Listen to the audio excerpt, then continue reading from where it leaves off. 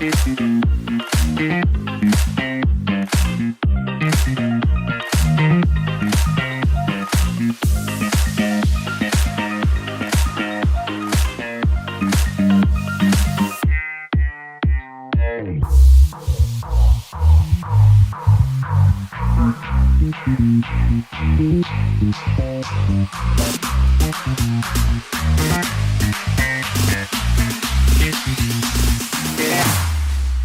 we go now.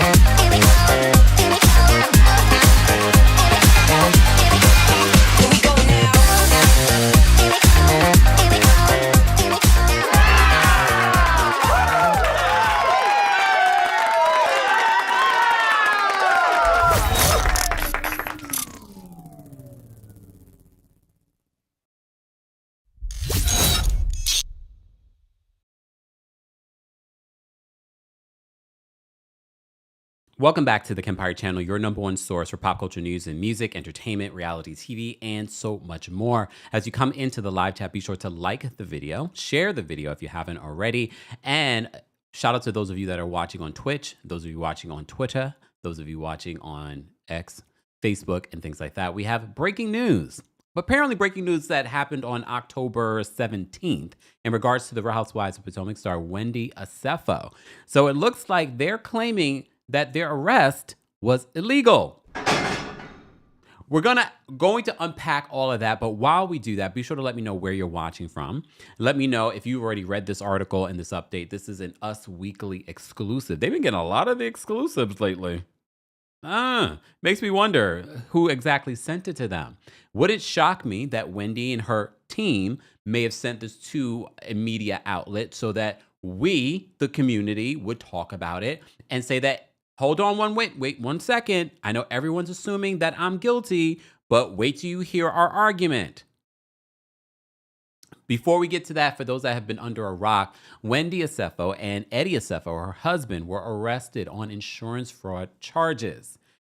According to the press conference that was held, over a week ago at this particular point, almost 2 weeks ago, the police department is claiming that Wendy and Eddie and their burglary that happened last year, they're claiming that that burglary was actually not real, and that Wendy and Eddie allegedly concocted this plan. Some of the items that they alleged that they asked the insurance company to reimburse them for, that was lost allegedly in this burglary. 15 of those items were found at the home when they searched the home. They claim that Wendy wore the suspected diamond ring on social media after she alleged that it was stolen. They also claim that some of these items were from items that they returned from back in 2018. Oh, Kiki, exactly. Because this week, was it yesterday? I can't remember. We did a special live and I read to you the blind item. Let me remind you what the blind item said. Let me actually pull it up because I don't have it on this particular page. So let me pull up the original blind item that we talked about this past week, which is kind of crazy to me that this is playing out the way that it's playing out. Do I have it on here? Hold on, y'all, because I want to read exactly. I know exactly where I can find it, though. Let me just go there because I want to read the blind items. And I said, I don't know if I 100% believe the blind item, especially the last part of the blind item. However, some of it I did believe.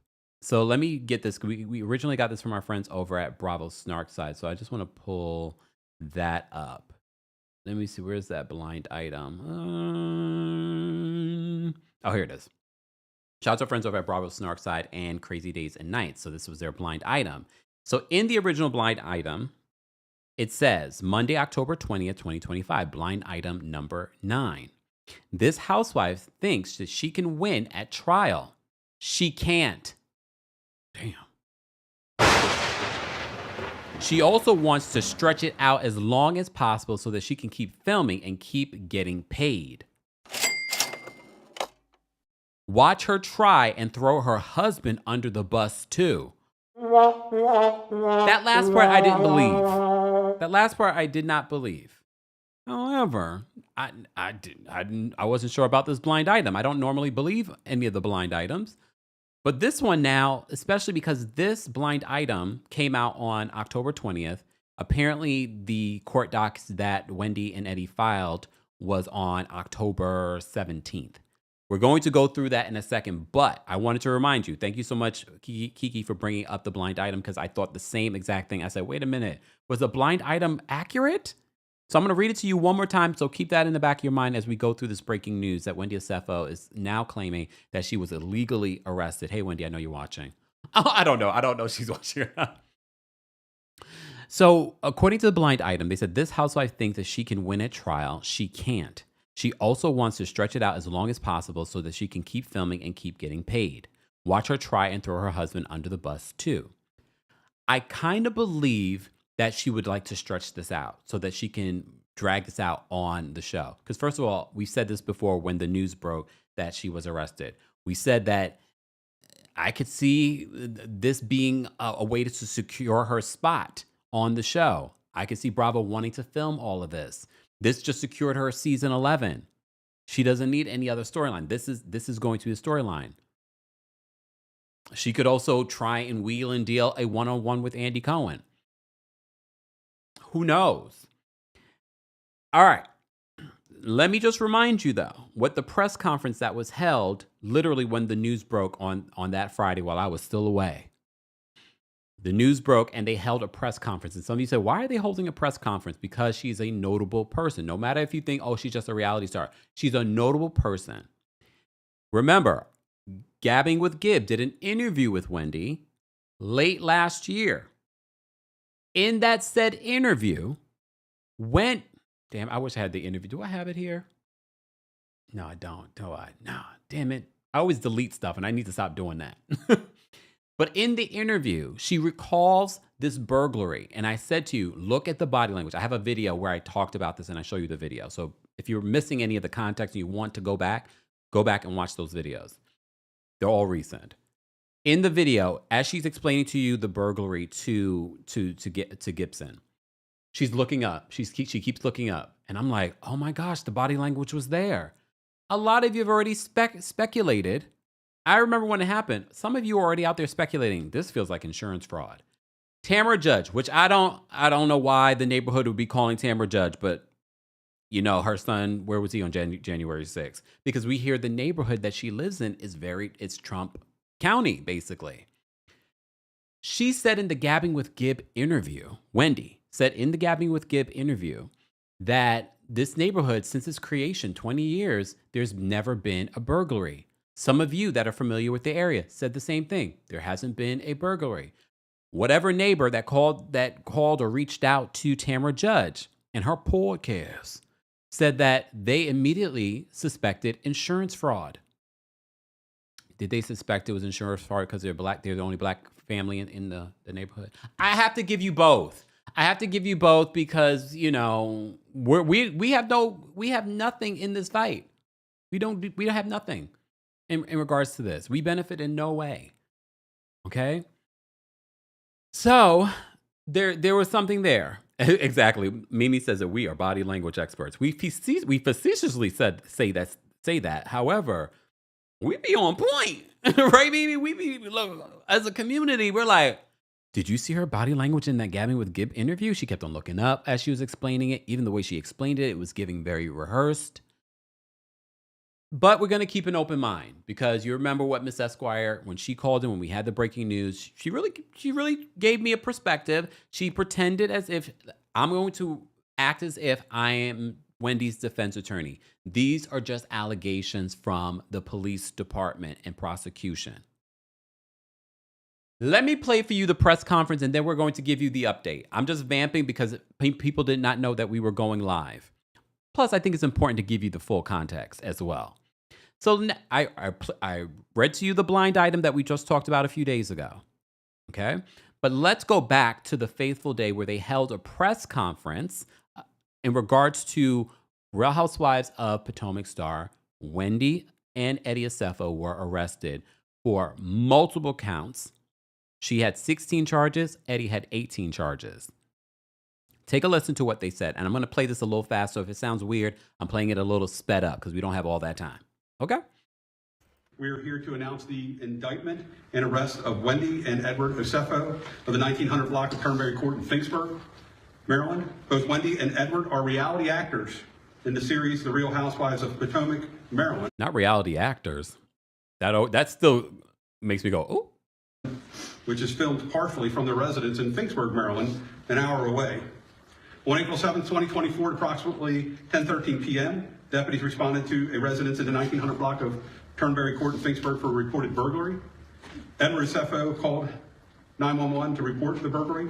Edward and Wendy Osefo, both from Finksburg, live at that address, and they have 3 school-aged children.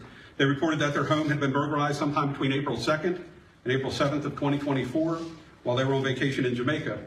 The house would have been vacant at the time with no one's house sitting. No one had a key to the residence, according to the Osefos. The Osefos claim that designer handbags and jewelry valued at more than $200,000 were missing from the primary residence bedroom upstairs. Responding patrol deputies handled the burglary according to policy and made contact with investigators with my major crimes unit to assist because of the dollar amount that was stolen. Crime scene investigators came to the scene the night of the report to process the scene for fingerprints, DNA, and anything of evidentiary value. And while I'm there, I want to thank the state police. They actually responded, and the superintendent of the state police, Colonel Butler, I want to thank him for working with us on the case and providing resources. It should be noted that the residence does have interior and exterior surveillance cameras. None of the cameras picked up any motion or indicated a breach inside. Damn, I almost forgot about these details. This is hence why I'm playing this press conference to you guys again. I almost forgot about that. Remember when they came and investigated, they have an ADT system. Okay? The ADT system showed no activity while they were on vacation. The Ring camera out front only showed Amazon made a delivery. They didn't think this through, allegedly. Okay. Averia says that the police department is totally living for this right now. I bet this is the most excitement that they've ever had. Yeah, because apparently this county doesn't get into this kind of stuff. Of the house. Cameras also did not pick up any suspicious activity outside of the residence during the time the Osefos were away from the residence. Detectives also checked surveillance cameras from neighbors. No evidence of a break-in or suspicious activity was noted at the Osefos' residence. Patrol deputies and detectives found no signs of forced entry or physical evidence of a burglary, such as footprints, fingerprints, or any entry point. The Osefos alleged that the burglar came in through a second-story window into the master bedroom. There was no evidence inside the residence that someone made an attempt to get into the residence through that particular window. No evidence indicated that anyone attempted to enter the house. The bedroom upstairs where the theft occurred. Wait, that part. They said that there was no evidence that someone actually, like there was like a forced entry. There was no even remnants that someone had entered from the roof that they're talking about into their bathroom. When police went in and they actually stepped out into the roof and came back in, they tracked stuff into the house. Just wanted to remind you, I'm giving you all the details, and shout out to the 3 people that disliked, but shout out to the 200 of you that liked. Don't forget to like the video. It was ransacked. The mattress was thrown off of the bed onto the floor to give an indication that a burglary did occur. Initial responding deputies again called our investigators because of the high dollar amount that was stolen. After the initial report, following days, we made contact with 3 separate insurance companies that the Osefos used to insure their property, which is common with this type of loss that detectives actually communicate with insurance companies to share information. In the days following the initial report, the Osefos contacted detectives several times to provide additional information about the alleged burglary, evidence, and missing items. They also reported the loss to their insurance company. Again, the Osefos alleged and claimed that just over $200,000 in items were stolen from the burglary. Weeks after the alleged burglary, detectives discovered Mrs. Osefo had posted photos on social media wearing jewelry that matched items she had reported stolen, specifically a diamond anniversary band. Detectives were provided receipts by the Osefos for the loss of items that they had purchased dating as far back as 2018. On those receipts were email addresses. We had become suspicious that this was a false claim. On those receipts were email addresses, which detectives authored search and seizure warrants so that they could access both the Osefos' email accounts to attempt to acquire more evidence. The emails provided additional evidence that indicated this was a fraudulent claim, specifically Edward's communication with Wendy, and I quote, Pay attention to this next part. Why did a husband and wife need to communicate these alleged crimes via email? Why? But before we get to that, I do want to say happy anniversary to BB23, 9 months of membership. We appreciate your membership. Annoying and uppity don't equal guilty. I love the way you said this because you're right. I see a lot of people. I think a lot of people just have not liked Wendy at all, so they're happy about her alleged downfall. So BB says annoying and uppity don't equal guilty. Due process. I can appreciate this comment. Okay, back to what he's about to say in regards to Eddie's email to Wendy. Are there additional high-value items we can add to this inventory list? I'm trying to get the total to exceed $423,000, which is our policy maximum. Over the next several months, detectives worked diligently to verify the information provided and to locate the reported stolen property. It was later confirmed that Mrs. Osefo had returned several of those same items valued at over $20,000 to the place that she originally purchased prior to the alleged burglary. Hold on, let me respond to this comment. Aziza, I really don't. I do not get joy from people going to jail. I didn't like it when Karen went to jail, even though I think she should have gone to jail. Just saying. People like that, if they don't reap consequences for their crimes, they will do it again. We saw that was her 4th DUI. So Kempire can't wait for them to go to jail. That is far from the truth. Far from the truth. I do not take glory in someone going to jail. Just saying. You see, as far back as 2018, and several items that had been purchased in 18 and receipts supplied to the insurance company, only those items had been returned to the purchaser or to the store that she purchased them from during the window in 2018 of the return policy. Meaning if it was a 90-day return policy back in 2018, she actually returned those items within that 90-day period. Those receipts were supplied to us. Did you hear that last part? That 2018 purchase? So she had to return it within the 90-day period. So those items that they listed as being stolen were from 2018 that they had already returned. Allegedly. And those receipts were supplied to her insurance company and were alleged by the Osefos to be stolen in the original burglary. Based on a thorough investigation conducted by detectives in my office in coordination with the Carroll County State's Attorney's Office, it became clear that the Osefos had fabricated the burglary and filed a false report and attempted to defraud their insurance company. On October 29th, 2025, the case was presented to a Carroll County grand jury, which returned indictments against both Edward and Wendy Osefo on multiple counts of fraud and false reporting. Both individuals were located and taken into custody at their Turnberry Court address on the afternoon of October 9th, yesterday, by the Carroll County Sheriff's Office detectives. Deputies executed a search and seizure warrant at the residence during the arrest. An additional 15 items that were believed to be reported stolen by the Osefos during the initial report were also located during that search and seizure warrant. Those items. So that's another important detail to note. They're saying once they had the search recently and they had the search warrant, 15 of the items that they claimed that were stolen in this burglary actually were still in the home. Included jewelry and high-end handbags. The Osefos were booked into the Carroll County Detention Center and later released on $50,000 bonds, or with $50,000 bond. Real quick, I'd like to acknowledge the work that my office did. Detective Richie Harbaugh, my detectives, they're just absolutely amazing. Richie's one of the finest detectives on the planet, so high praise for him. Also, the Carroll County State's Attorney's Office, Mr. Shoemaker, Mr. Culver, and Melissa Hockensmith is who handled the case for the State's Attorney's Office and has been working with us diligently on this case. I'll now turn it over to the State's Attorney if he has some comments, and then we'll answer any questions you guys may have. So this is the state attorney that's going to be speaking. And for those that are just joining us, we have the breaking news that we haven't gone through her response to this, but she's claiming that this was an illegal arrest. This is her legal response to this arrest. There was a press conference once we were made aware of Eddie and Wendy being arrested for alleged insurance fraud. They held a press conference. And I know a lot of you are like, why would they hold a press conference? Some of you already said in the comment section. This is probably the most news that they've ever gotten in regards to their county.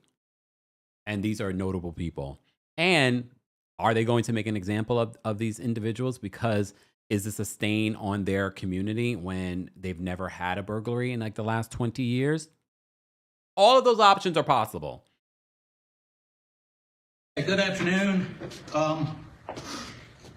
In response to the various media inquiries that I've gotten today in connection with this matter, I've indicated to everybody, and I want to emphasize it again, as a threshold matter, that all persons are presumed innocent until proven guilty in a court of law. So I want to get that out front.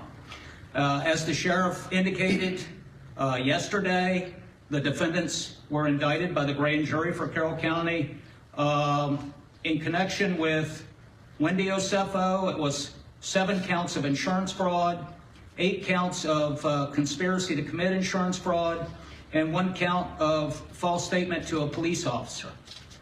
They posted bail this morning.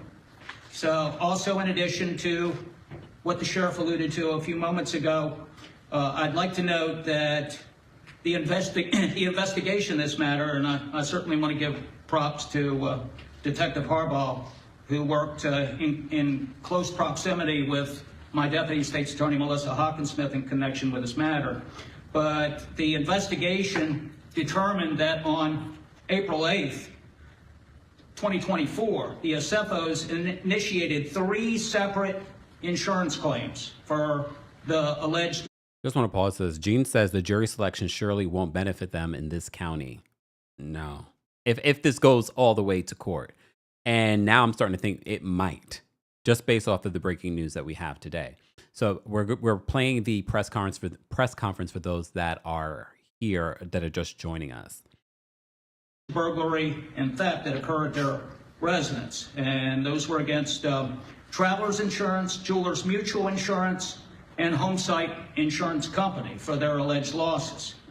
Mr. Osefo gave recorded statements to 2 of the insurance companies regarding a list of stolen items. He was also asked whether any of the items on the list had been returned, which he denied.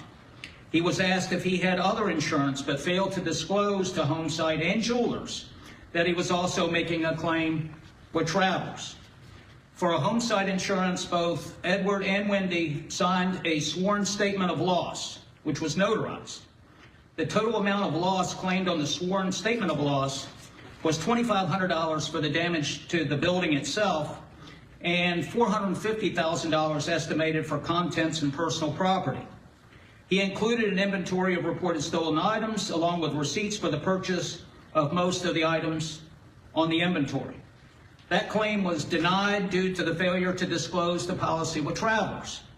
And in the original claim submitted on April 8th, 2024 to Travelers, Edward is alleged to have confirmed that he and his wife were wearing their anniversary bands when the loss occurred. However, Edward called Travelers on April 10th, 2024, and said he needed to update their claim, stating that his wife's gold diamond anniversary band was missing.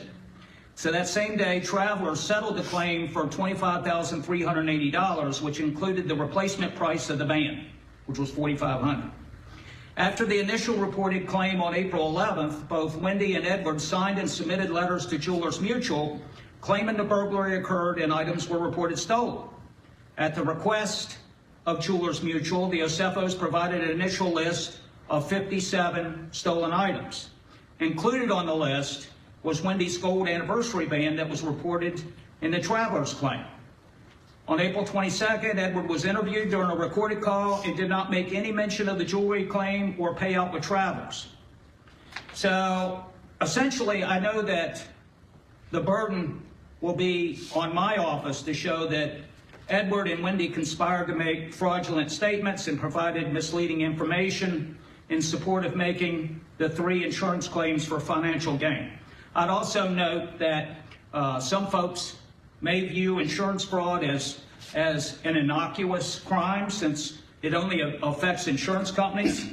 This is such an important part of the press conference because a lot of you always like to downplay some of these crimes, like with the Chrisleys. And I was like, these crimes really affect you, especially if you're black and brown. Just saying. That's certainly not true. Insurance fraud affects all of us in the form of increased premiums that we all bear, so we take those offenses very seriously. Thanks. Okay. So that was the press conference that they held. I have an update in regards to, for those that are just joining us. This is why we are live, because we have breaking news in regards to the Wendy Osefo and Eddie Osefo case. And this is an exclusive from our friends over at Us Weekly. They are getting all the exclusives. But like I said to you before, I'd like to break down for you some of the blinders that they put on our eyes when it comes to how they weaponize the press. So I wouldn't be shocked that this was given exclusively to Us Weekly from maybe the Osefos, allegedly, in regards to have the press pick it up, other media outlets pick it up, other bloggers and YouTubers and podcasters talk about this. According to Us Weekly in their exclusive, they said the Real Housewives of Potomac star Wendy Osefo is claiming that she is the victim of an illegal, that's a quote, arrest as she fights her fraud charges in court, Us Weekly can exclusively report. They said on October 17th, Osefo's lawyer filed court docs as a part of her criminal case in Maryland. The reality star demanded all charges be dismissed due to the alleged defects in the charging document. So is that just sort of, oh, these charges should be dismissed off a technicality? Just asking. Should these charges be dismissed off a technicality? In addition, Osefo, who's 41, demanded all the evidence be suppressed because of an unlawful search or seizure. Remember, we heard about this with Karen. She wanted some of the evidence against her suppressed, including the body cam footage. That didn't work out well for Karen. So they said, in addition, Osefo demanded all evidence be, quote, suppressed because of an unlawful search or seizure. The Bravo star also asked for all wire and verbal communications to be suppressed because of an unlawful interception. Okay. I wonder, I mean, they have their own attorney, but I wonder, because Eddie is an attorney, is he saying like, this is what we should do? Makes me wonder. In the filing, Osefo's lawyer claimed that his client was illegally arrested. The reality star's counsel said all admissions, statements, or confessions should not be allowed as evidence because they were unlawfully obtained. Okay, so I need to know, when they were arrested, did they admit anything? What statements did they make? Did they confess? I mean, of course, legally, they could be just covering themselves. But in the filing, the lawyer claims that they were illegally arrested, and he says that all admissions, statements, or confessions should not be allowed as evidence because, quote, they were unlawfully obtained. Did they not read them their Miranda rights? Just asking. Just asking. Osefo and her husband, Eddie Osefo, as you know, were arrested in Westminster, Maryland on October 9th on fraud charges, Us Weekly previously reported. Both were released from jail after posting $50,000 bond. The arrest came after a grand jury indicted the couple on charges of insurance fraud, conspiracy fraud, and making false statements to a police officer. Wendy also asked the trial of co-defendants to be severed from the trials of this defendant. Wait, hold on. Let me read this again. Wendy also asked that the trial of co-defendants be severed from the trials of this defendant. Eddie was hit with charges over the same allegations. So she wants the charges against Eddie to be separate from hers, I'm assuming. Lawyers, feel free to chime in. Okay? In a separate filing, Wendy's lawyer demanded the prosecutors turn over any alleged evidence they possess. This is interesting because they said that they refer to Osefo, the Osefo's lawyer, and then they say Wendy's lawyer. So I saw someone in the chat ask whether or not they have the same lawyer. I don't know. But it seems like they want things to be separate, though. Going back to the damn blind item. Let's go back to the blind item. The blind item says this housewife thinks that she can win at trial. She can't. She also wants to stretch it out as long as possible so that she can keep filming and keep getting paid. Watch her try and throw her husband under the bus, too. Wait a minute.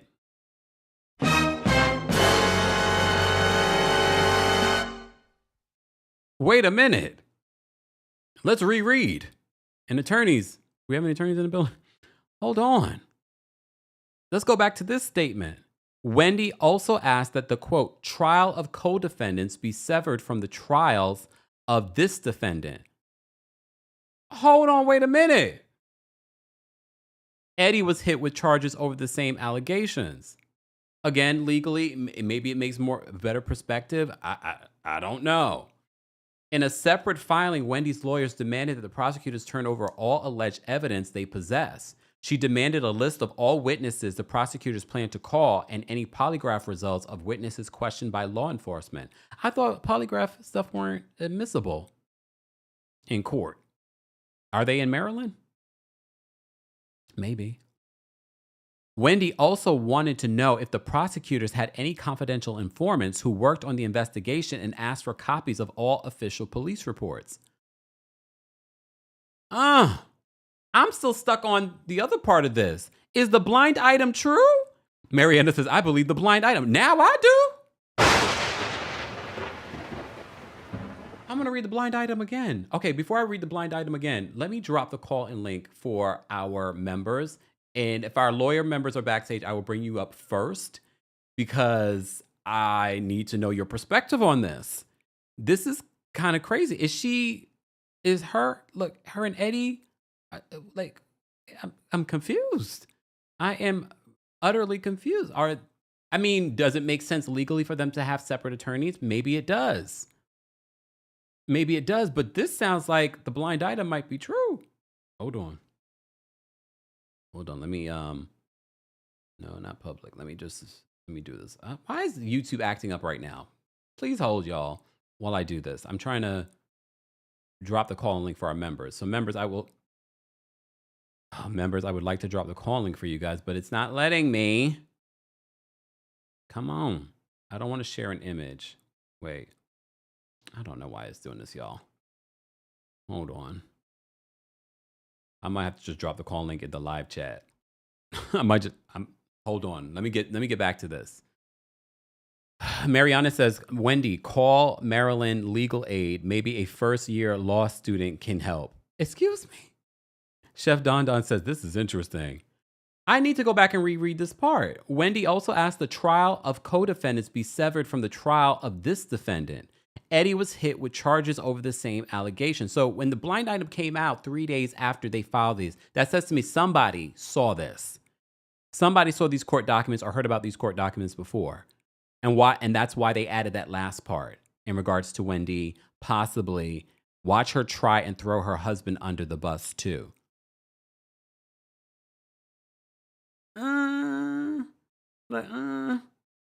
Hold on, let me see if I can send. I want to drop this first on the community tab because I know our members are some of our members are attorneys. So I just want to drop this there first. Hold on, members. Let me just drop this call and link first there. I had to do it on this side. Live chat, I will drop the call link for the general audience as well. Once we get to a certain amount of likes, though, we have over 2,300 of you here, not even 500 likes. Where they do that at? Lexi says, what's the blind item? I read it like 500 times, Lexi, but I'll read it one more time. So this blind item, which we talked about a few days ago, came out on Monday, and it said, this housewife thinks that she can win at trial. She can't. She also wants to stretch it out as long as possible so that she can keep filming and keep getting paid. Watch her try and throw her husband under the bus.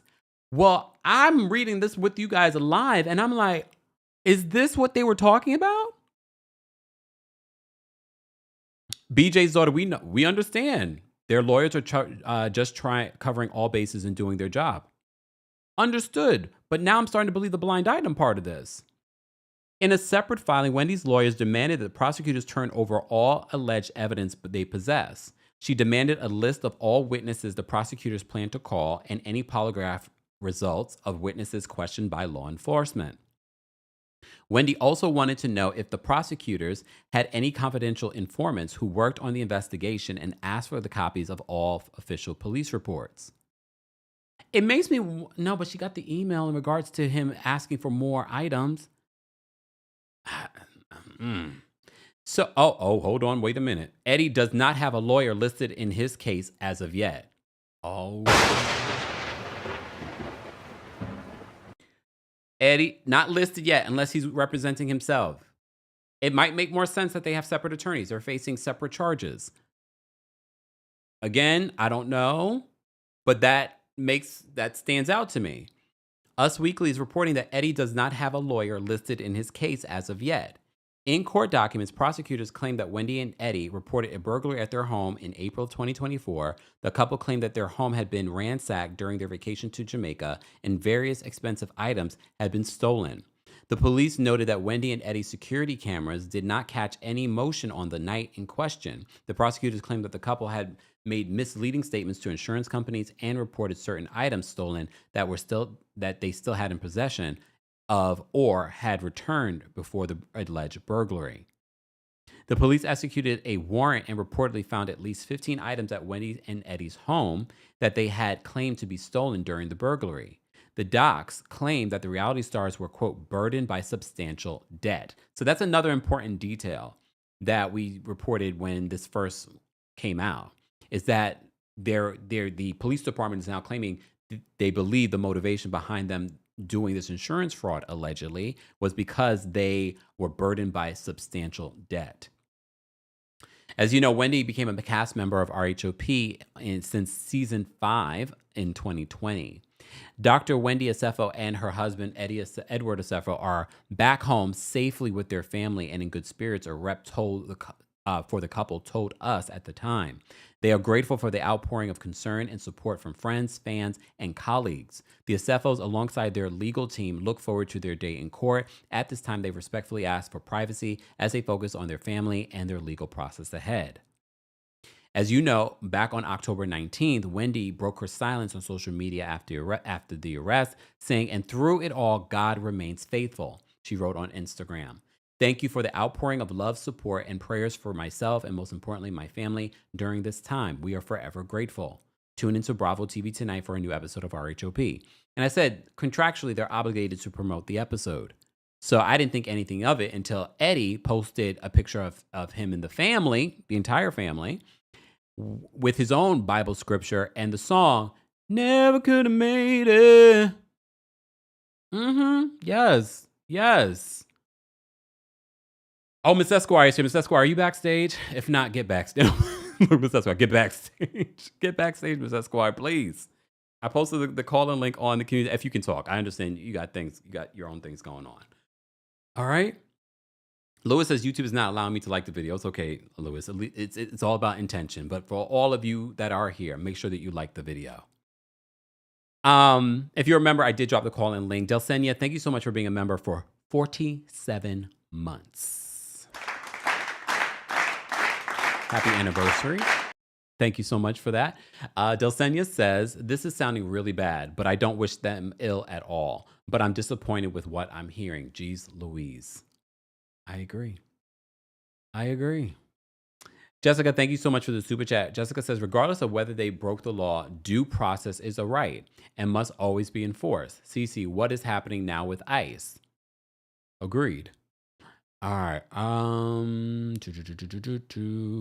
Hold on. Demi, thank you so much for the super chat. Demi says, even if they get a very mild or no jail sentence, their reputation in that town is completely shot. They are no longer one of the good ones. That's the other thing, because remember, she was welcomed in a lot of political spaces.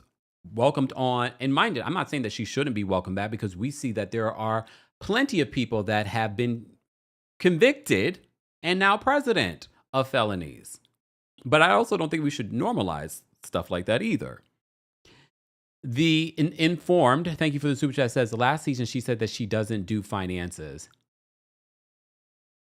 Oh yeah, she did, didn't she? Gary, thank you so much for being a member for the super chat. Gary says, so Wendy is the new Phaedra, I guess. Separating herself from her husband. That's how I took that. Paige, thank you so much for being a member, and thank you for the super sticker. We appreciate your support. Again, everyone, you can support just by liking today's video. If you're watching on YouTube, shout out to those of you watching on Twitch. Head on over to twitch.tv/TheKempire if you're not following us there. Demi, thank you so much for another super chat and for being a member. Demi says Susie made her profile private. Susie? Susie? Who's Susie? Who are we referring to there? Who's Susie? Okay. Okay. For those that are just joining us, we had the breaking news that Wendy Osefo, apparently on October 17th, filed her own court documents. I'm just going to remind you what she is asking in regards to the allegations. She's referring to this arrest as an illegal arrest. And apparently, based off of what we're seeing here, Eddie does not have an attorney. The attorney that is representing Wendy is the one who filed these legal docs. And look, legally, it might make sense for them to have separate attorneys. They have their separate charges. I don't know. I look forward to hearing what legal experts have to say in regards to having separate attorneys. Might make the best legal sense. So let me just remind you what the article is reporting in regards to what she's asking the court to do. Okay? All right. So in the filing, Osefo's attorney, Wendy's attorney, claimed his client was illegally arrested. The Reality Stars counsel said that all admissions, statements, or confessions should not be allowed as evidence because they were unlawfully obtained. Okay? Then it says, Wendy also asked that the trial of co-defendants be severed from the trials of this defendant.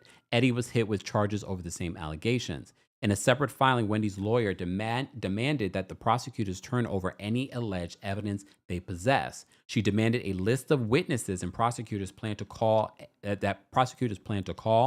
any polygraph results of witnesses questioned by law enforcement. Wendy also wanted to know if the prosecutors had any confidential informants who worked on the investigation and asked for copies of any official police reports. As I said to you before, Eddie does not have a lawyer listed in this case as of yet.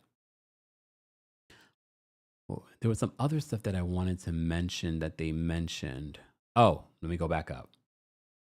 So in addition, Wendy demanded all evidence be suppressed because of an unlawful search or seizure.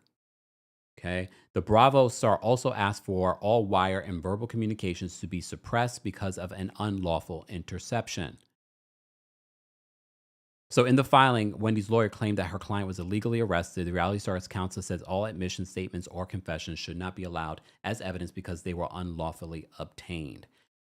I need more. I need to understand more in regards to how was this an illegal arrest? It seems as if that is the stance that they're taking. They're not saying that they didn't do this. It seems as if they're saying anything that was obtained, any evidence that was obtained is illegal based off of how the arrest and the evidence was gathered. That's what I'm gathering from this exclusive article from Us Weekly. Thank you, Shawnette, for the super chat. Shawnette says, huge fan, love you, Kempire, all the way from Bermuda Triangle. What's going on, Shawnette? Thank you so much for the super chat. We appreciate your support. I've never been to Bermuda. Sorry. All right. Let's get to some callers. For those that are just joining us, we had the breaking news. As you know, we've been covering and talking about this story for a while now, but we have an attorney backstage. So we're bringing up Miss Esquire first. And she's not getting a time limit because I need to know her thoughts and opinions as a attorney. Miss Esquire? Hi, good evening. How are you? I'm well. How are you? Thank you for I'm good. calling in. Can I you know you hear me got things well? going on. No, it's fine. Honey, I said we was gonna be on the docket. We on the docket. But can you hear me well? Because I was having issues hearing you. Oh, can you hear me now? Yes, I can hear you. I can. So I have some questions first before I give any insights. You said that they are saying what was obtained illegally I can again? go back. Let me go back. Hold on. They demanded that all evidence be suppressed. Hold on, let me go back up. Oh, here we go. The Reality Star demanded all charges be dismissed due to alleged defect in the charging document. Then it says demanded all evidence be suppressed because of an unlawful search or seizure. Okay. Then they say Star also asked for all wire and verbal communication to be suppressed because of unlawful interception. Okay. So it was the statements and confessions that got my attention when you said that, because I'm like, what did they say when they were arrested Yeah. that they now want to have suppressed from being presented in the trial? Because that's probably going to be really difficult. I'm sure they were arrested and read the Miranda rights and advised that they could remain silent. So anything you said while you were arrested, as everyone knows, can be used against you. But, I don't know what the basis, we'll have to see what the basis is for saying that there was an illegal search and seizure. Yeah. Um, Again, this went to a grand jury. I would imagine that they had appropriate warrants Mm, to either do any wiretapping, to obtain any bank records, and they wouldn't know about any of that in advance, right? They could have sent warrants, and documentation, production subpoenas. They could have sent that to their banks. They could have sent mm, that to the insurance agencies. They could have gotten warrants, or at least judicial orders to be able to wiretap them, yeah. to surveil their electronic devices. Like, you can do all of that in advance of an arrest, and many times you have to do that in advance of an arrest to gather the appropriate evidence. So I guess their argument is that there's something untoward about how they obtained those warrants, that maybe Hmm. they didn't have the right grounds for them, they didn't have enough proof of a crime or whatever. So that's kind of basic constitutional rights, right? Basically, the state of Maryland has a constitution, I'm sure, like the federal constitution, that requires them to observe their due process rights and all of that kind of stuff. So those type of arguments don't surprise me, but I would love, like you said, a little bit more color around them, Yeah. to see with specificity in what ways do you think they didn't have legal grounds to either obtain the documents and recordings that they obtained. Hmm. But it caught my attention about the confessions thing, because I'm like, what did y'all say when y'all were arrested? That's me too. Because you should have known to shut up. Now, Especially Wendy may Eddie. not have shut up, and I can see them separating them at arrest. Absolutely. I would want those two defendants in two different places, and I would want to Okay. question them separately. And so it's funny to me that it is Wendy who has put out the first motion for discovery and the first motion to suppress. It makes me wonder, did you say something to the police that you now want suppressed?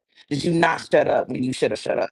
Because Eddie would know enough to say, I'm not talking to you, I'm quiet. But a lot of people, when they get arrested, they got to shut up, ask their attorney, be quiet, they keep talking, and gets them in trouble. So that's where my brain is going. With Wendy, what did you say when you arrested that you now want suppressed? Mm. Um, Question. that might is Go ahead, I'm Question. sorry. What would be the legal defense for being represented by two different attorneys? So there's not really a legal defense. What would be the strategy, I think, is the question is in my mind, right? So normally when you have two defendants facing very similar charges, same Wait, evidence before is going to wait be before you presented. continue, because you're breaking up a little bit. I don't know if you moved. Oh, again, somebody told me to use Chrome instead of what I'm using as my browser. But I believe in Chrome because you're also bad. Oh, I don't even know what you just said, but I'm glad I stopped you. Maybe drop out and then call back in, and we'll bring you back up, Miss Esquire, because I want people to be able to hear you clearly. So she dropped out. For those that are just joining us, we just had Miss Esquire, who calls in all the time. She is a practicing attorney, and she gives us a legal perspective on some of this stuff that we have no idea about. We're not attorneys. And again, this is not legal advice. She's just giving her legal perspective on what Wendy and Eddie could be facing. So I really wanted a clear answer in regards to why exactly would they decide not to have the same attorney. She did say that she found it interesting, the statement that I found to be interesting in regards to them wanting any sort of statements, admissions, or confessions that may have been made during the arrest. All right, let me bring Miss Esquire back up. Hold on. Miss Esquire, are you there? I'm here. Can you hear me better now? That's so much better. Okay, I'm gonna take these earbuds out. I thought T-Mobile was betraying. Oh, wait, are you there? I don't know how you do this. How do you do this? you, you sound perfect now. Okay, no, I'm like, I will keep going. So your question was, what would be the strategy around having two different defense counsels? Correct. I'm a little suspicious of this because they have very similar charges, although Eddie has more charges than Wendy, but very similar charges. I would imagine that the evidence is going to be very similar. I would imagine then the defense strategy would be very similar. So I wouldn't, and they're married. So they're also going to have like the ability to protect each other. Mm. in terms of what they testify to and what they don't. And so I don't understand why they have two separate counsel. It does not make sense to me. To me, it would also indicate a cost that they would be incurring that would be Mm. unnecessary.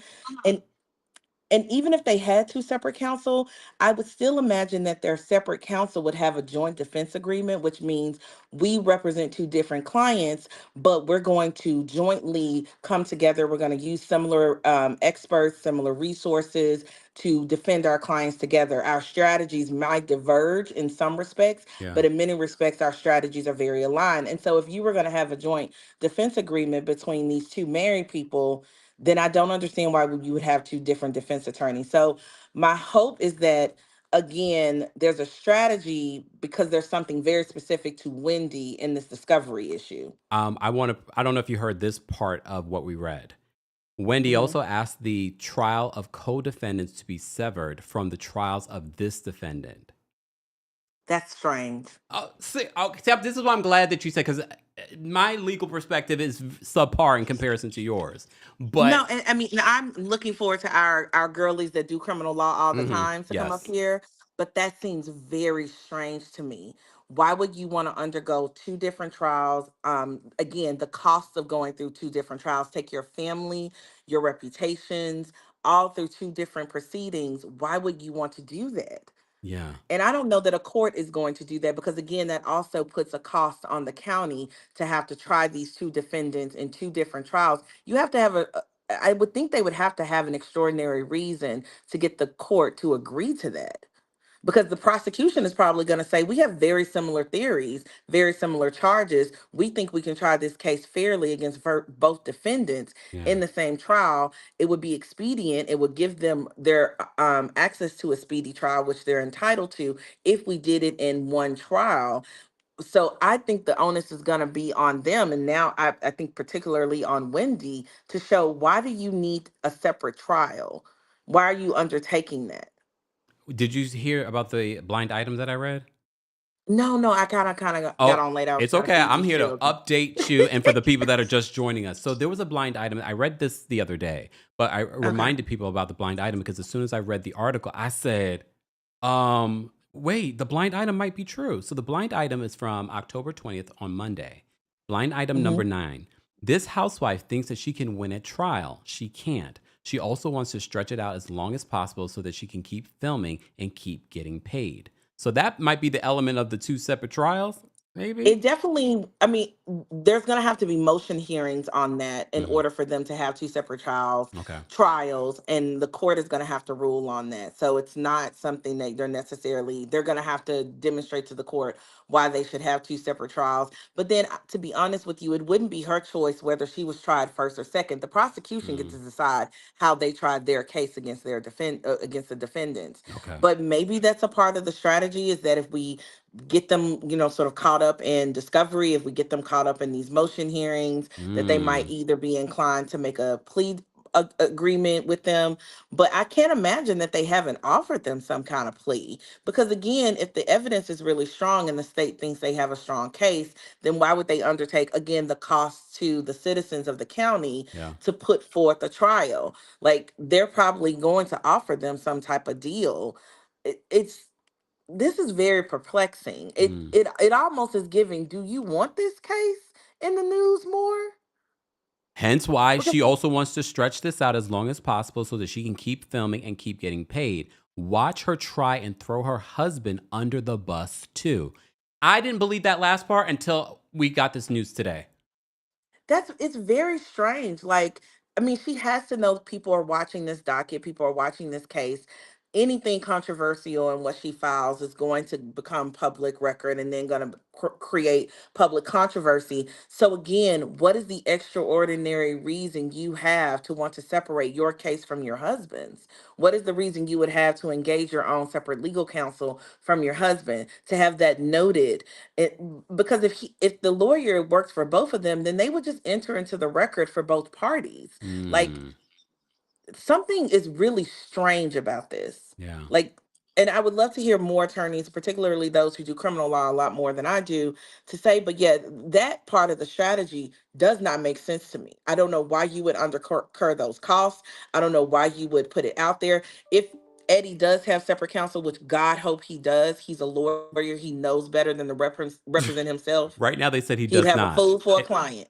Right now, they've said that he has not. At least it has not been updated in the system. Who's representing him?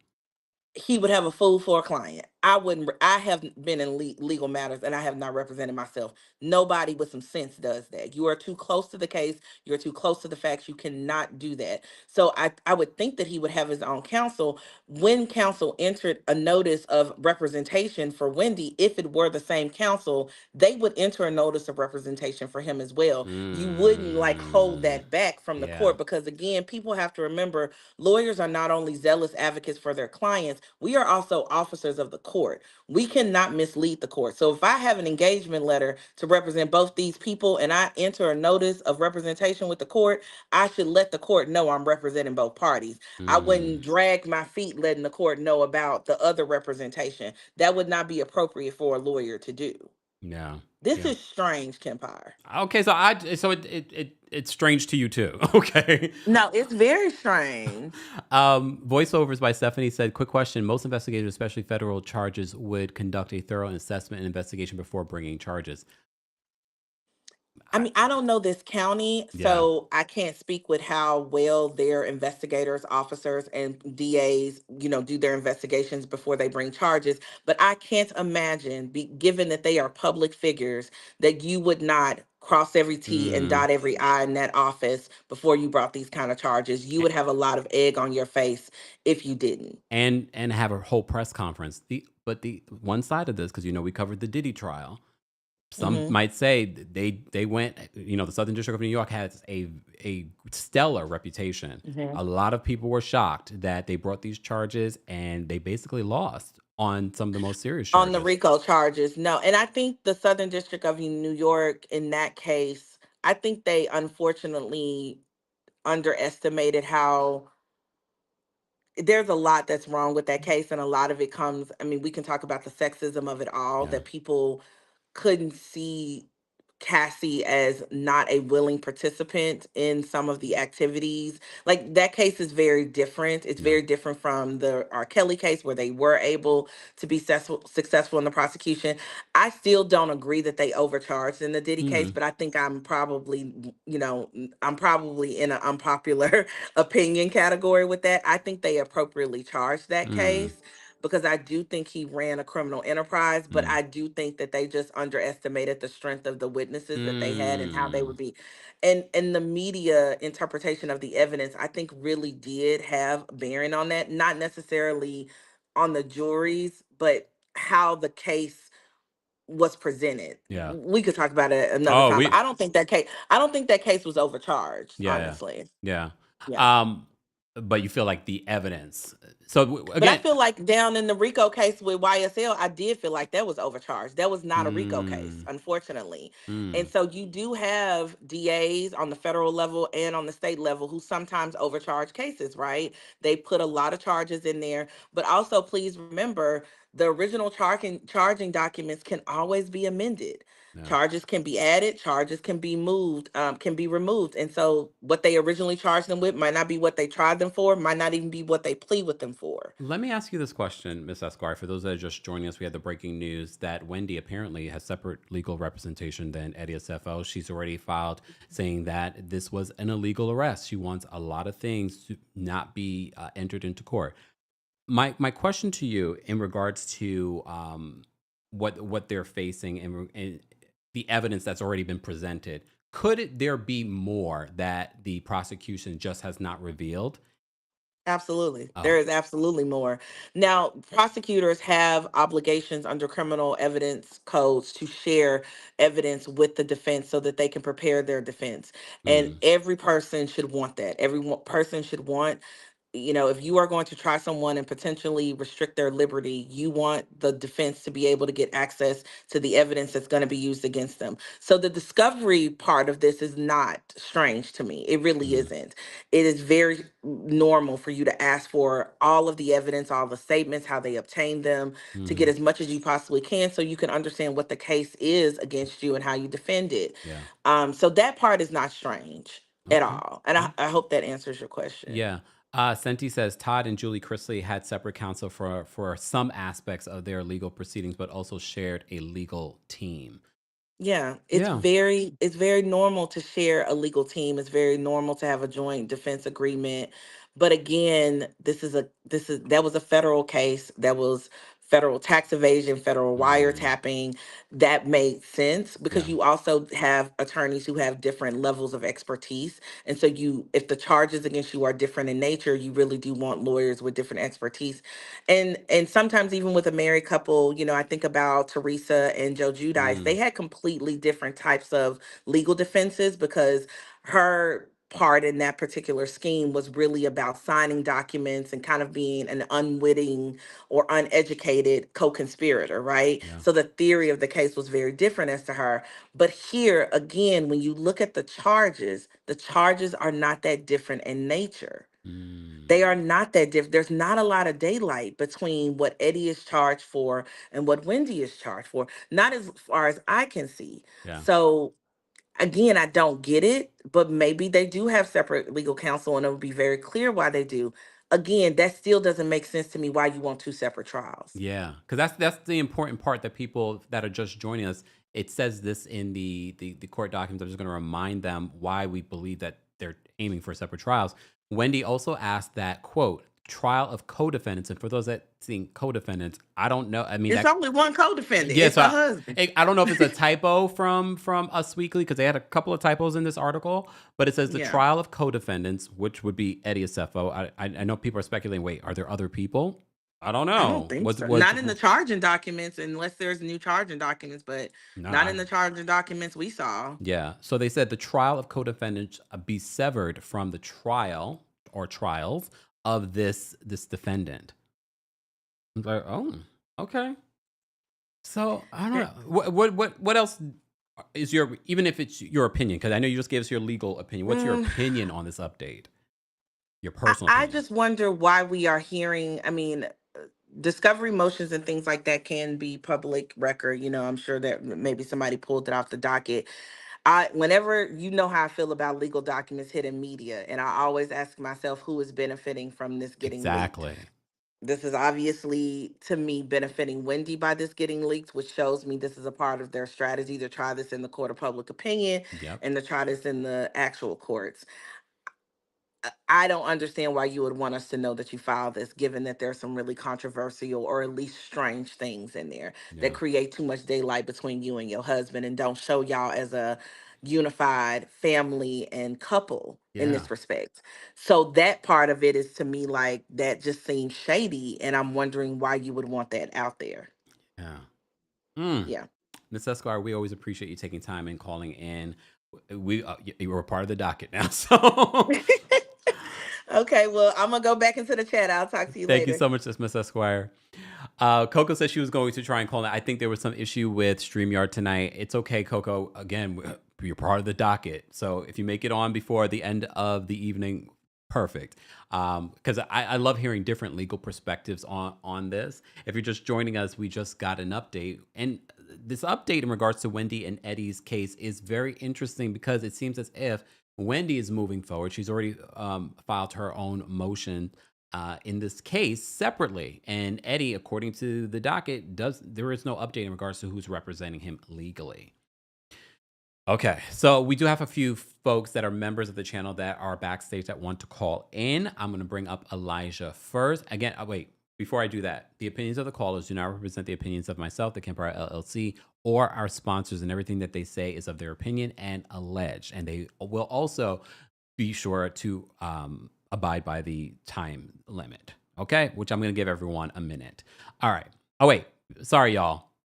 Koko is backstage, so I want to bring Koko Esquire up before we get to the callers. I want to get the legal perspectives in here. Hold on one second, Koko. Let me bring you up. Koko, are you there? Uh-oh, I can't hear you, Koko. You're here, but I can't hear you. There's something going on with StreamYard. I don't know what it's been happening a lot lately. Koko, do me a favor, drop out and call back in. I'll vamp a little bit more. Drop out and call back in. I don't know what's going on. We'll take a couple of calls. I will do some timestamps this evening. That way you're able to get the different legal perspectives. We did this when they were initially arrested. So if you want to know Miss Esquire and Koko's legal perspectives from before, go check out those lives that we did covering the Wendy and Eddie Osefo arrest. All right, there's Koko. Let's try Koko again. Koko, are you there? Yeah, can you hear me now? Perfect. Okay, that was weird. Yeah, Okay. it's StreamYard. Yeah, shout out to Miss Esquire for a great job. I agree with a lot of the things that she shared. I did have a different perspective. Makes total sense to me why they'd have two different counsels. Please, You want to please. wear the government down. I mean, if they have to have two separate trials, then now that's two separate cases that the government has to manage. And as you pointed out, we're talking about the liberty interest of both parties. They could be permanently restrained or semi-permanently restrained if they got sent to jail. So you want to make sure they're working to meet the burden, which rests solely with the government. Yeah. So we're not going to make it easy for you. You want to bring these charges, try it. You're going to have to fight this set of lawyers and this set of lawyers, and they're going to be coming at you differently because there are certainly a lot of joint issues because they're married. There are, you've probably heard this from TV, spousal privilege. The government can't force married couples to be a witness against the other party. They may have converging, or different legal strategies, right? Yeah. So she may say, as Teresa Giudice's position was like, look, I don't know nothing about what's happening here. Yeah. He's the one that called them people. I wasn't on the phone. Do you have any emails with my name on it? I didn't do any of this. This happened without my attention. And so I tend to agree that there may be something there with the blind item that you referenced. And again, just to kind of frame this up for non-lawyers, there's what happened as a matter of fact in the real world. And the question is whether or not the government has enough information to prove what happened actually happened enough to put you to jail. And that's totally different. Yeah. So when her lawyer goes into court and asks for these things, that's a lawyer, that's a defense counsel that's doing the things that every defense counsel is doing, from the Grand Concourse in the Bronx, where I used to be a prosecutor, all the way to whatever's happening in this county in Maryland. Yeah. They're going to ask for those things. They're going to ask to suppress the evidence. They may not even have a reason that they know as to why the evidence should be suppressed, but you better ask for it, because if you don't ask for it, you may be waiving the opportunity to address evidentiary issues that could make or break her defense. What's the likelihood, though, that first of all, of the judge approving two separate trials and approving the suppression of this evidence? I mean, I can't say whether or not the judge would suppress the evidence. I don't know what evidence the government has. I don't know how the government obtained that evidence, but these technicalities are precisely where your criminal defense is made. And so there's an argument to be made, and I bet this is likely what happened. When you guys go out and get these insurance policies, you agree to share a lot with the insurance companies. I mean, they can run all types of reports and gather all type of information from you without having to go back and ask you for it. And that's in exchange for them underwriting your insurance policy. That is the fine print. And so I don't know if the bulk of this case is made up on what the insurance company, who I am hard pressed to not believe that the insurance company ran this investigation. And then they likely walked into the police department and said, we want to report a crime. Mm. This is what happened to us. Yeah. And they work together likely with law enforcement in order to determine what the evidence that these people have brought forth musters up to enough for them to be charged, and what charges should we bring. And it sounds like it rose to a felony, so it went before the grand jury, et cetera, et cetera. So I don't know the source of the evidence. If it was obtained legally vis-a-vis her having a contractual relationship with the insurance company and they brought it to the police department, that's one thing. If the police department tapped her phone and they didn't have probable cause to do that, which, by the way, we don't even really know if that happened. Yeah. A lot of times it's the kitchen sink defense, right? We saw that with Puffy. Remember, every time we were like, why, why are they following this? This looks crazy. This sounds crazy. They are preserving their rights for a possible appeal. Okay. We have the Fourth Amendment right to be free from illegal searches and seizures in this country. And if you want to use evidence to throw me in jail, you got to make sure you get that evidence the right way, or else you cannot use it against me. Yeah. So I'm not surprised that they raise any of those points. The severing the trial, it benefits the court to do one trial. Yeah. But listen, our criminal system is not about what benefits the government. Yeah. So when we look at how wealthy people fight erect a criminal defense, that's what we're going to see. It's not about you, government. It's not about judicial economy. It's about what's right for me as a criminal defendant. And if you want to give me a fair trial and I've asked you for this thing, I deserve it. You can't penalize me because my husband's my co-defendant. So I would be surprised if she didn't get a separate trial. Now, does it make sense? I mean, maybe not. But also, she got to do what she got to do to win this thing. Okay. I look, between you and Miss Esquire, I'm like, oh my God. But I get it. I mean, it makes complete sense that she is moving forward, trying everything that any defense attorney would be doing right now when you're facing these types of allegations against you. So I'm not completely surprised by this. I am a little shocked at the whole aspect of a separation when it comes to her and Eddie, but I like your perspective on it. I guess time will tell. Yeah. And one more thing, I bet that it was a matter of money. Like, look, these lawyers be wanting their funds. And Eddie, being who I believe him to be, probably was on some, okay, we got this lawyer. You go ahead and you get started, and we're going to see, can I fundraise or do whatever to get the next part of the retainer? Because they're looking at some serious legal fees to have separate counsel. So I bet it was just him being my guess is that it's him being a gentleman. Completely agree with Miss Esquire. He ain't crazy enough to represent himself in court, child, on these charges where he done called these people on the phone and signed their papers and got a check and took it and cashed it. She done been down to the internet wearing the jewelry. Like, it's a lot going on. And emailed. I know he's going to get a lawyer. He probably just got to get his money up, because a lot of this type of case, hundreds of thousands of dollars in legal fees, if and they're claiming that the couple was already in substantial debt, and that's maybe the motivation allegedly behind them doing this insurance fraud.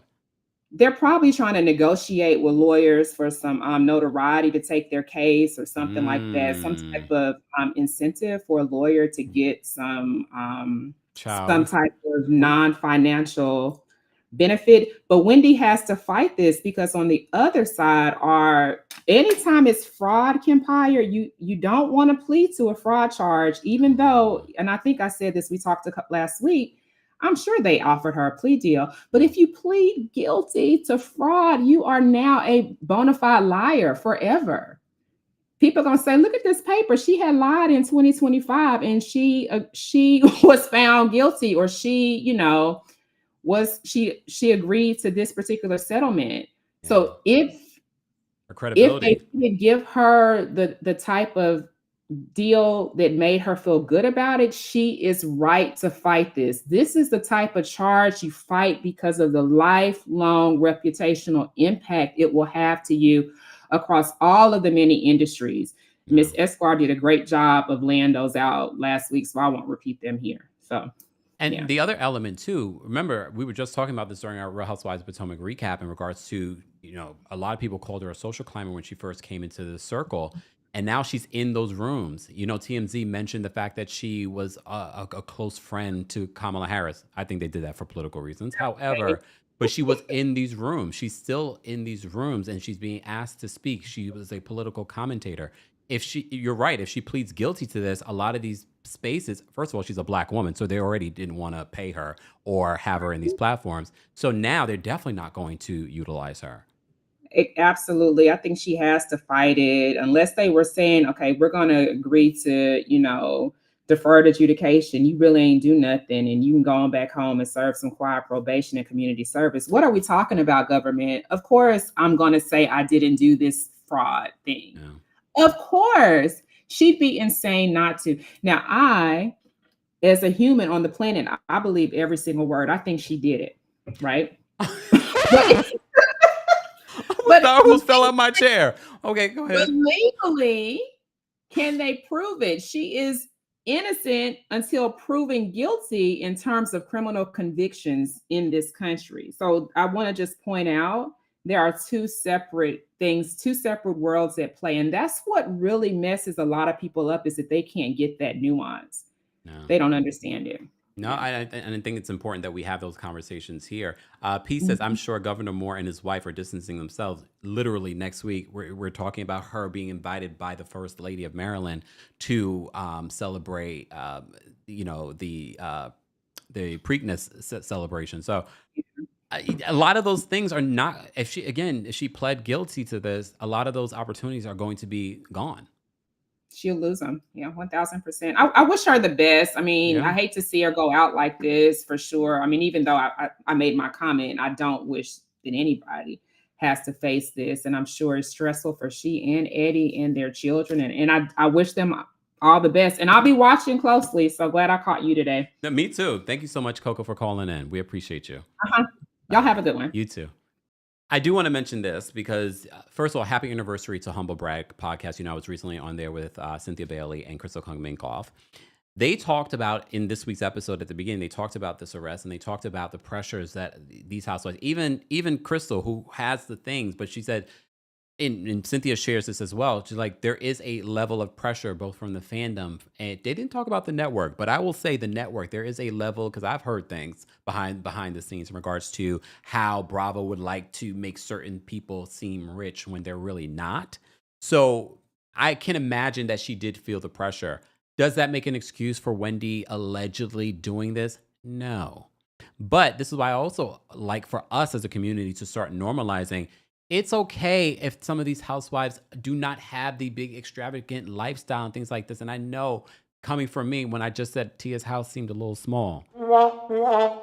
But I gave that with a disclaimer, okay? Because I feel like when we first started watching Housewives, these women lived a certain lifestyle, but didn't live an extravagant, rich lifestyle. They just had great personalities. And I think we need to get back to that, especially in this economy. We need to start normalizing that. It's okay if you don't got all the things, girl. You got a great personality. And Tia, based off the preview for next week's episode, your personality is going to take you far. Because I was like, oh, okay, Tia is clocked in. I was here for it. Anyway, so I'm going to get to the callers. Again, reminder, the opinions of the callers do not represent the opinions of myself, the Kempire LLC, or our sponsors. And everything that they say is alleged. We're talking about the breaking news that Wendy Osefo, her lawyer, her separate lawyer from her husband, who's not filed or informed the court of his legal representation. We had two amazing lawyers with different perspectives on the legal strategy for something like this. So I appreciate their perspectives as well. I will put the timestamp, so for those that are watching the replay of this, you can kind of go back for myself to go back and listen to what they had to say, because I'm in the middle of it. So I hear what they're saying, but at the same time, I'm producing a show. So I want to take it all in. You can also hear our live recaps like this and special episodes on the Kempire podcast. So make sure you subscribe to the podcast and make sure you give us a 5-star review. It's a helpful way of supporting the channel. Don't forget, this month, we are raising money for Breast Cancer Awareness Month. We are almost at $1,000, but our goal is $3,000, and it's for Black Women's Health Imperative. We raised money for them before. I think last year we raised like $1,400.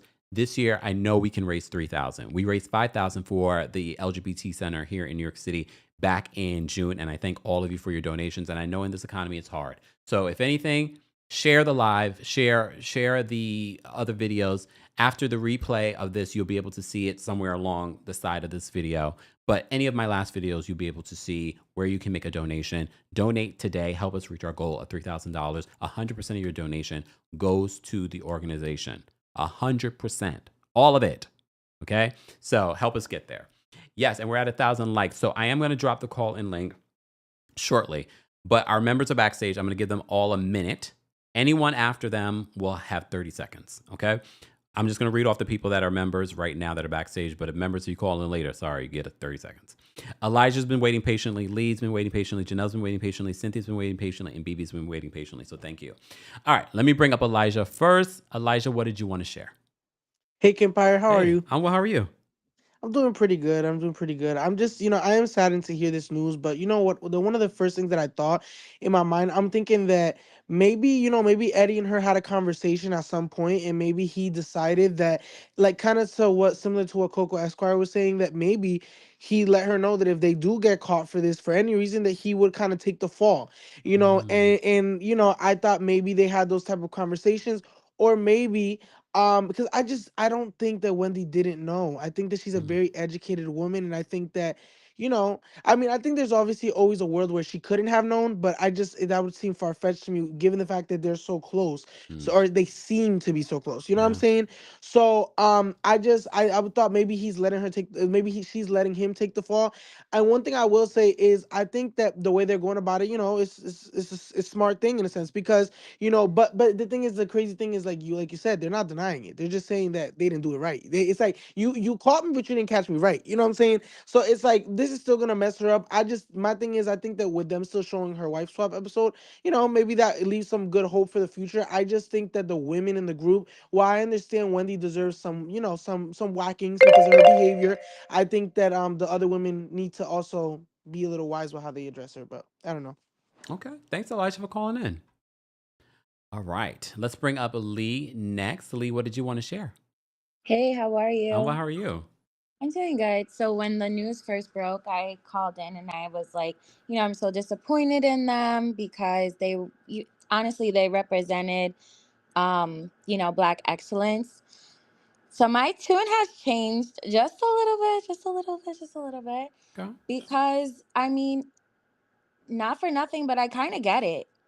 Like, this economy is making people want to do something strange for a little change. Like, honestly, it's like getting that bad, It's like me and my friend were talking just the other day. We were saying how she's pretty much almost about to rob Peter to pay Paul because she had to, like, you know what I mean? It's like getting that bad. So it's like, of course she should not have done it. And I'm disappointed that they may have done it, allegedly have done it. But if they did do it, okay. I mean, it's it's big company. She ripped them off for? 500K? How many have they ripped off from, smaller people? I don't know. Sorry. Don't be sorry. It's your opinion. Thanks, Lee, for calling in. All right. Talk soon. Bye. And we did talk about how these types of crimes, I know you think that there are no victims in them, but there are. And those victims are you. You just don't realize it yet. Janelle's backstage. You're going to bring Janelle up next. Janelle, what did you want to share? Bonjour, Kempire. Oh, that was a very different bonjour. Bonjour. I feel like I learned so much from Miss Esquire and Koko. Thank you for doing your service. We appreciate it over here in these streets. And I'm so glad Miss Esquire brought up Teresa and Joe. Because that's why I was thinking, like, that's why Wendy wants to separate her case, whatever, I don't know how you put it, from Eddie. And because I'm thinking to myself, like, you don't want to be in was it Camp Cupcake? Where did Teresa go? She don't want to be there. Okay, you can't have your wig there. You can't have what you want there. So Kempire, come on. We all want to see what Karen looked like when she got out of jail. But anyways, I am you know what? The ego is a powerful thing. And when you are a Gemini, yes, I am starting to suspect that maybe, just maybe, you may have this may not be a plot that Todd set up for the BS. Okay. And Eddie being a Sagittarius, I will just say I am a Sagittarius. I don't want, you know what? I ain't gonna say it because I ain't trying to put slander on my. Anyways, Miss Esquire and Koko, thank you so much for doing what you gotta do because you said everything I was gonna say. Bless y'all both. Have a good night, Kempire. Thanks, Janelle. Bye. Janelle always brings it back to astrological signs, as I do too. Stephanie says, "You caught me, but you didn't catch me right." I mean, basically, that's summarizing what these new legal docs are saying. You caught me, but you didn't catch me right, which a lot of times is the way some people get off on these charges. All right, Cynthia's backstage. We're going to bring Cynthia up next. Hold on, Cynthia, are you there? Hi, Kempire. How you doing? I'm well. How are you? I'm fine. Oh, thanks so much, Miss Esquire and Koko Esquire. You guys are excellent lawyers. Yes. I wish they could get Diddy lawyers. So that would be nice. I don't know if Wendy can afford Diddy lawyers, but they're good. I mean, her lawyers seemed like they were good. I did a little bit. I mean, they're doing what they're supposed to. Yeah, I mean, they're trying. Kempire, question. Did they cash out from that those insurance policies? Did they actually receive any money? Yes, they did. They received the whole 400-something thousand? I believe so, because there's a time frame that the insurance companies have to pay this out to you. I believe they were paid out all of this money. And I also read that Wendy wasn't born here. I don't know about that. Even though she wasn't born here, I believe they're both citizens. I mean, I hope, because I think people assumed they assumed Joe was a citizen too, and you saw what happened with that. That part. Well, I mean, Carroll County is MAGA County, and I wish them both the best. Thanks, Kempire, for covering this. Thanks, Cynthia. And I'm almost pretty sure that they are citizens because they were a part of the whole vote for Kamala situation. So I'm pretty sure that they are. I mean, I also don't want to assume, but I'm pretty sure that they are. All right, BB's backstage. We're going to bring BB up next. BB, what did you want to share in regards to this update? Man, this is making me sad. They spent $50K on a party Bravo barely showed. I mean, what was the reason? So I'm not defending Wendy and Eddie out of like parasocialism, but more out of like disbelief. You know, them being like a Black proud like immigrant family. Because I do recall, I think Wendy and Eddie were both born in Nigeria, but they came here as like very young. But I think them being a family that living in a red region, I'm gonna say it that way. Wendy having like a loud, proud, strong political stance against that orange man, plus like Eddie making, those specific business moves that he's been trying to do, which I think if he's convicted, that's gonna torpedo that. I just can't fathom how them knowing this, they ain't like fly back to Nigeria and ask after the last election. I feel like they could have just hunkered down there.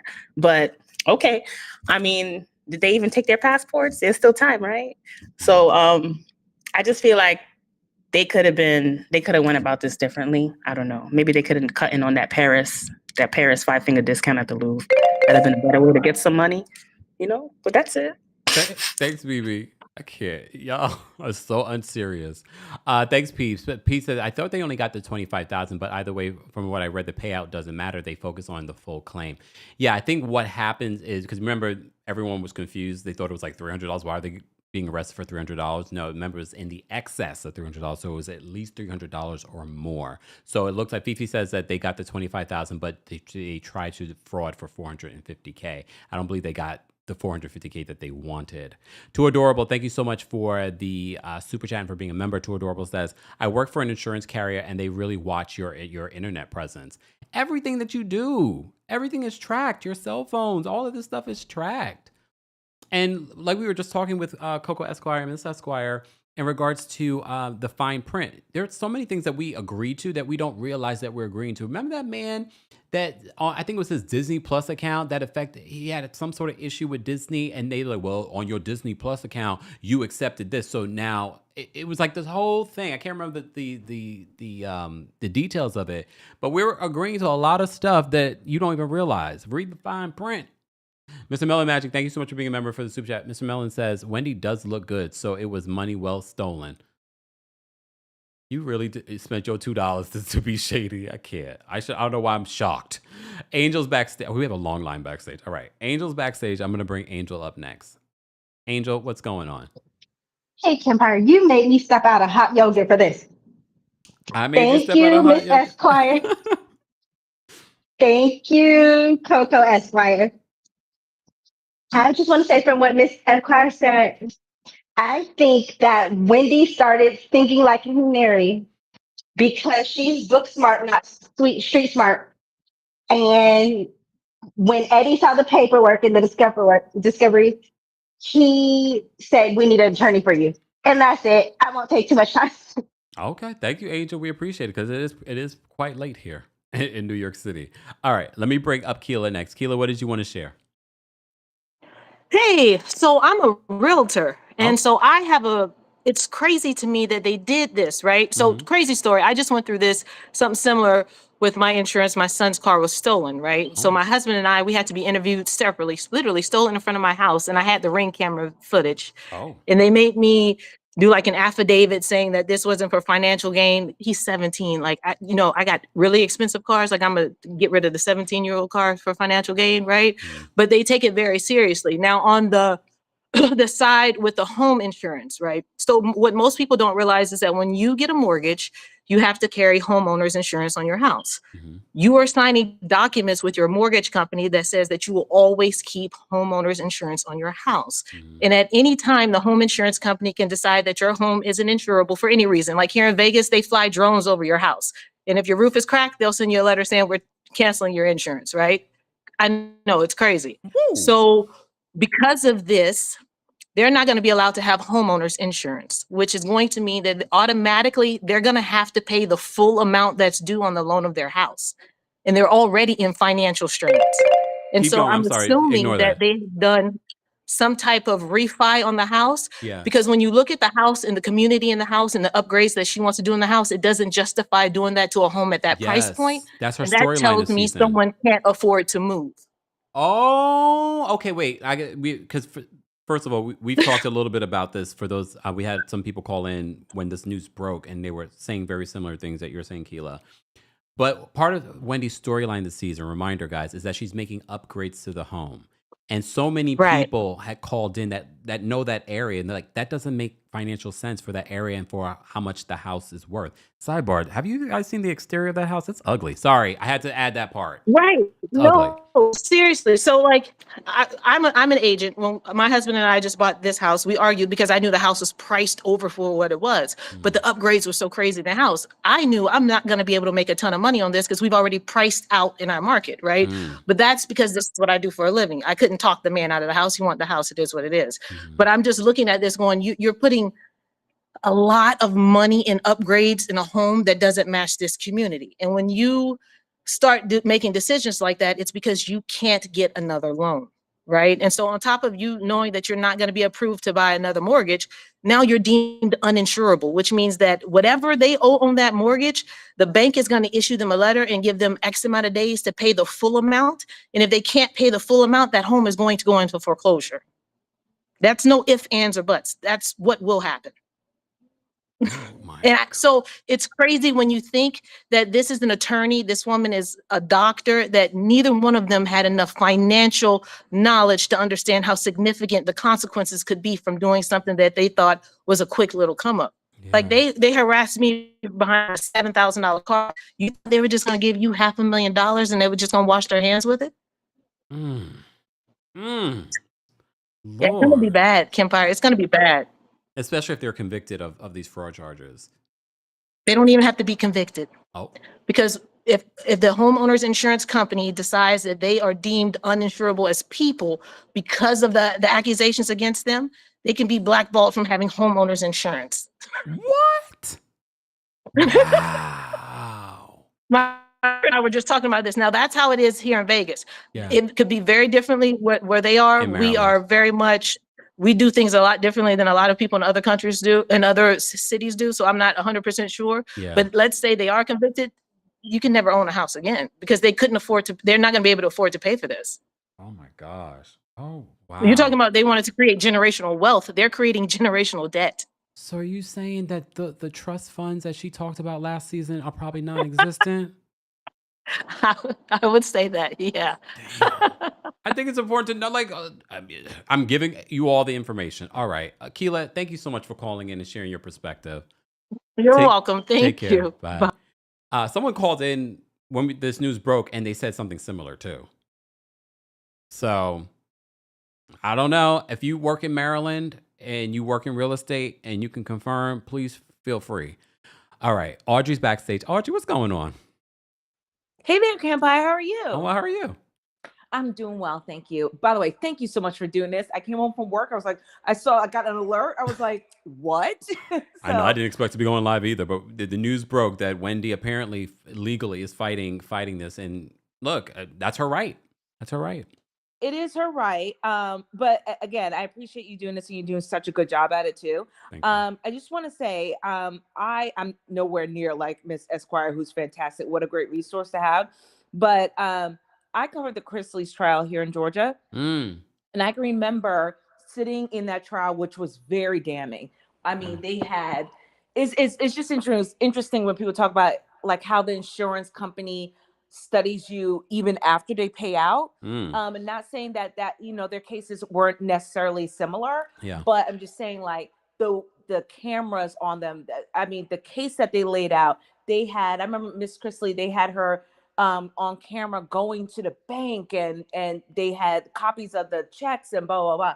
Anyway, so I just wanted to add this one thing. I remember they had they had different attorneys. Yeah. Even though they were in the same courtroom under basically the same kind of charges, they had two different attorneys. So I have seen that happen before and you saw no interaction.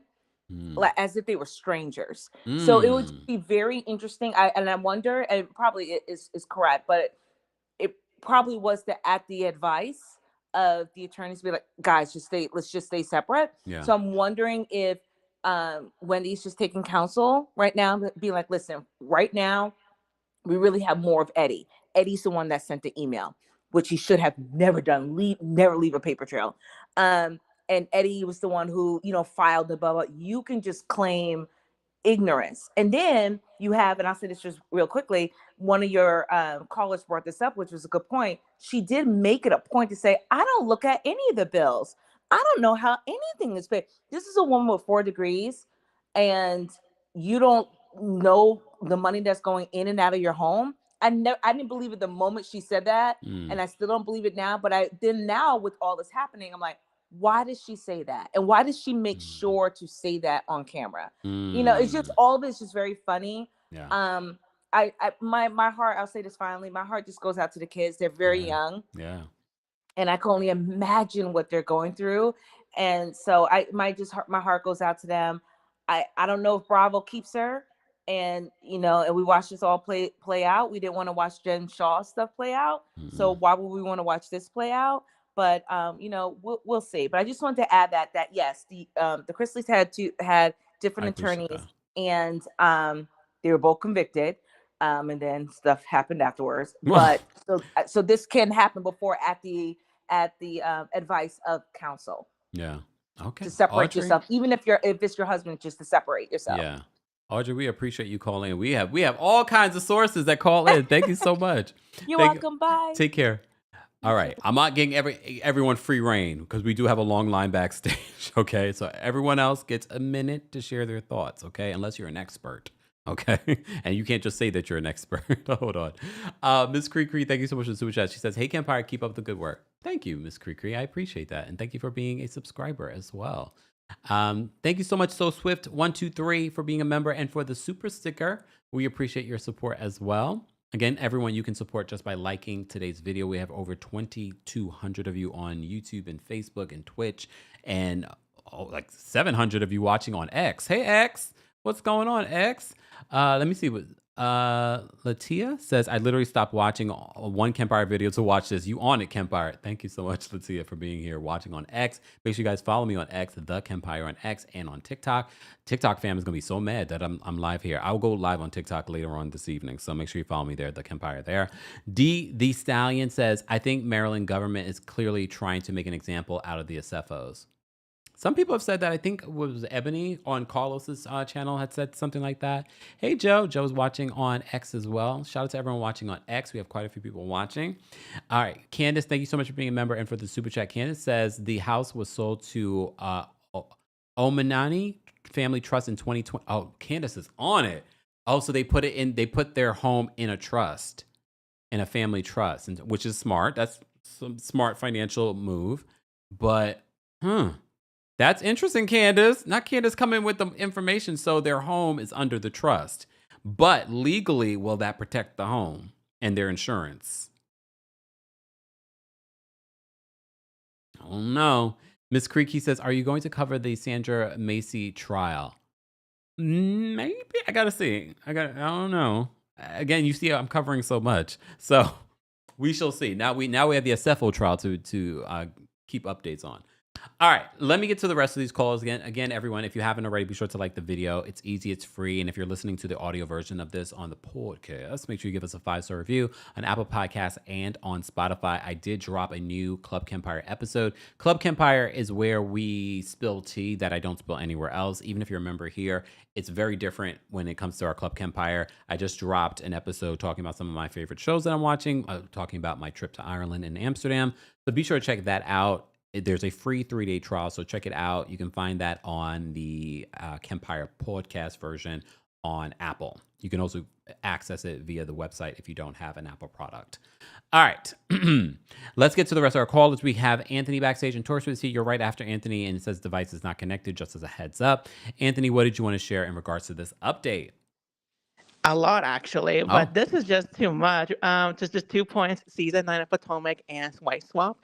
You're good. I'm good. Okay.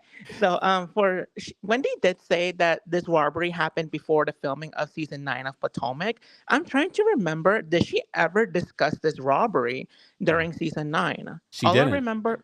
Right. So I'm assuming she hit this from production to try to get the money in order to obviously to use it, but to not show production or us, the viewers, as to where is this money coming from? If she quit her job at the university, if Eddie's not being a lawyer, and Happy Eddie's nowhere to be found, allegedly. So it's like, where is this money coming from? I don't know if she's putting this to the side, again, allegedly, and doing this behind our backs to do this. Like, I'm not understanding it. And then lastly, for White Swap, I'm glad they're adding her episode. Bravo, do not pull it back. I swear, do not do it again. I need to see the day in the life of Wendy Osefo, especially now, because this was filmed this year. Yeah. I need to see how much money daily she's spending on glam, on dinners, on travel. I need that civilian wife living the life of Wendy Osefo. I need to see that money. I think that's why the episode was pushed back, so that they could make edits to it. I think that. But now that episode, for those that may have missed it,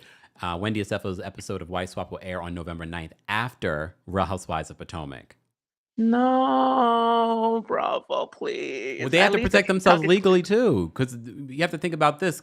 The prosecution could be like, well, we would like all evidence. You know what I mean? So I wouldn't be shocked. But share that evidence with us too. I want to see. I'm nosy, especially with this, because Wendy, how dare you do this? Allegedly. Allegedly. Innocent until proven Kempire. guilty. Bye, Anthony. We're being lighthearted here, y'all. Calm down. All right. Taurus with the T's backstage. Taurus with the T, what did you want to share? Hey, Kim, can you hear me? Perfectly. Oh, I can't hear you, so I'll keep it very quick. I just wanted to say that a lot of the things that I see Wendy going back in older episodes saying is a lot of the same things that Jen Shaw and Erica were saying. Like, girl, never get on TV and say that you don't know how your bills are getting paid. We've seen people go on TV multiple times and say this, and we see how they end up. And lastly, I hope that they do kind of have a separate trial, because I wouldn't want both of them to be convicted if they allegedly did do this. I would really prefer that the kids have at least one parent at home. Having both parents in prison with federal criminal charges is going to impact their children very severely. Bye, Kemp. Bye. All right, Taurus with the T. She did in 30 seconds. All right. Janelle, you're backstage, but I'm going to pick you up last because other people need to go first. So hold. Let's bring up Miss Sharon. Miss Sharon, what did you want to share? Hey, Kempire, how you doing this I'm well. How are evening? you? I'm doing fine. I just have like a quick I don't know. I don't understand why they did this. Why didn't they just file for Chapter 13 instead of risking jail? I mean, wouldn't that have been better? I mean, then you can restructure your finances. You don't know either? You think I would know? I'm not in that predicament. I wouldn't be doing that.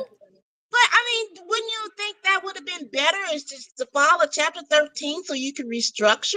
But they filed Chapter 13, then it's going to be shared on the show. And now, like, oh, are you guys having financial issues? Now they look poor. So what? I mean, it's better than going to jail and I agree.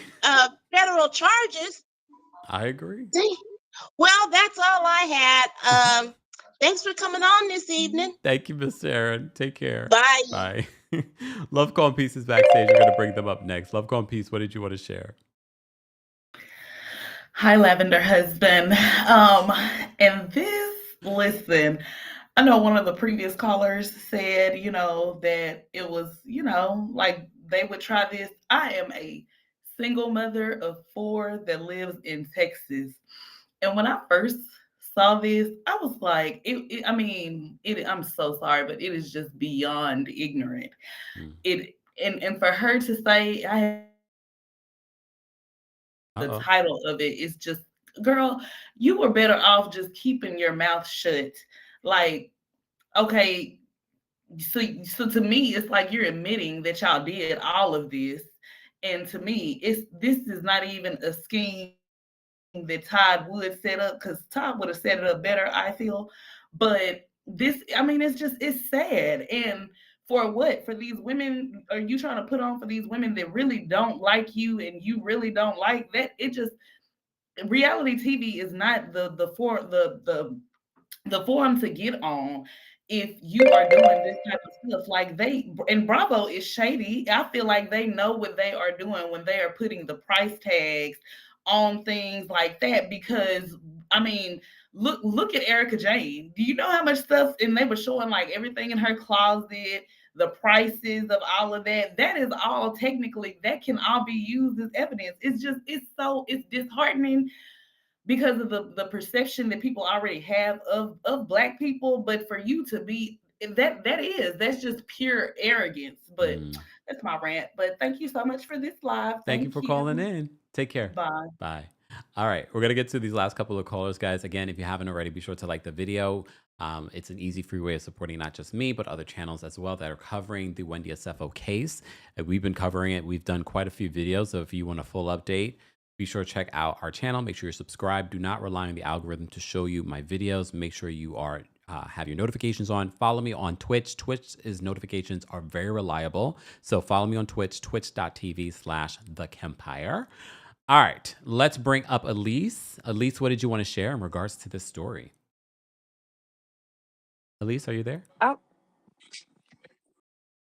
she dropped out. Okay. All right, we'll bring up Janelle. Janelle, what did you want to share?